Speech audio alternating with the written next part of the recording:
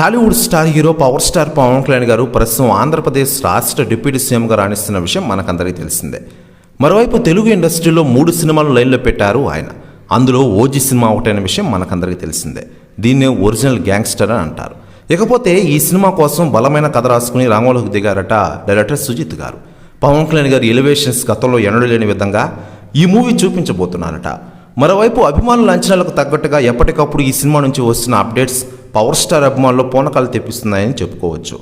రీసెంట్గా OG powerful glimpse సినిమాపై ఉన్న హైప్ను రెట్టింపు చేసిందని చెప్పుకోవచ్చు.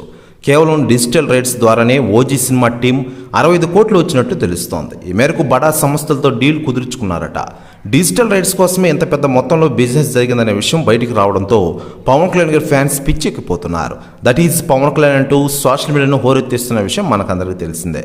ఇంకా సినిమా షూటింగ్ పూర్తి కాకముందే ఈ రేంజ్ బిజినెస్ జరుగుతుండడం పవన్ కళ్యాణ్ స్టామినా ప్రూవ్ చేస్తుందని అంటున్నారు వాళ్ళు.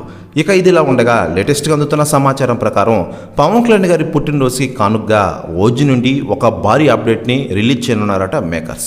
ప్రస్తుతం ఈ న్యూస్ కూడా తెగ వైరల్ అవుతోంది. త్వరలోనే దీనిపై అధికారిక ప్రకటన రావాల్సి ఉంది. ఇక ఇదిలా ఉండగా పవన్ కళ్యాణ్ గారు ప్రస్తుతం ఆంధ్రప్రదేశ్ రాష్ట్ర డిప్యూటీ సీఎంగా రాణిస్తున్న విషయం మనకందరికీ తెలిసిందే.